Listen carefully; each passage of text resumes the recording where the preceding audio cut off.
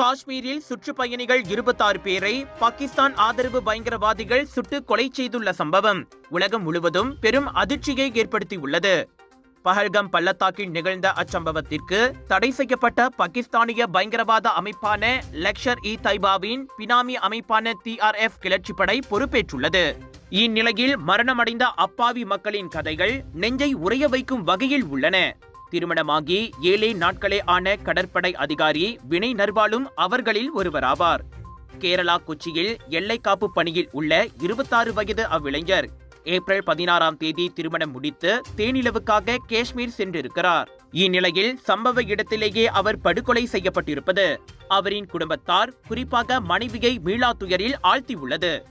காயமின்றி அதிர்ஷ்டவசமாக உயிர் தப்பிய பெண்ணொருவர் தன் கண் எதிரிலேயே கணவரின் தலையில் சூடுபட்ட பயங்கர அனுபவத்தை விவரித்தார். அவரின் கணவரோடு 7 சூடுபட்டு மருத்துவமனையில் உள்ளனர். பயங்கரவாதிகள் குழந்தைகளோடு இருந்த கணவன் மனைவிகளில் கணவன்களை மட்டும் குறிவைத்து சுட்டுள்ளதும் தெரிய வந்துள்ளது.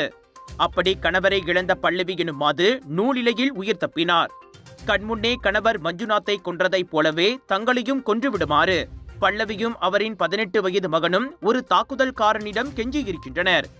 எனினும் அவர்களை ஒன்றும் செய்யாத அவன், ஏற்கனவே பல பெண்களை சுட்டுவிட்டேன், நீ பிழைத்து போய் உன் பிரதமர் மோடியிடம் இதை சொல் என பேசியுள்ளான். ஒவ்வொருவரையும் சுடும் முன் அவர்கள் இந்துக்களா என்பதை உறுதி செய்து கொள்ள கீழாடை உருவி பார்த்துவிட்டு சுற்று கொன்றதாகவும் உயிர் தப்பிய சிலர் விவரித்தனர். பயங்கரவாதிகளிடம் மனிதாபிமானத்தை எதிர்பார்க்க முடியாது என்றாலும் இம்முறை காஷ்மீரில் அவர்கள் நடத்தியுள்ள கோர தாண்டவம் அதிர்ச்சியை ஏற்படுத்தியுள்ளது. அதுவும் அப்பாவி மக்களின் உயிர் பலி போயிருப்பது பெரும் கவலையை உண்டாக்கியுள்ளது. சுற்றுலா தலத்தில் ஒலிக்கும் மரண ஓலத்திற்கு நியாயம் கிடைக்கும் என உலக மக்கள் எதிர்பார்க்கின்றனர்.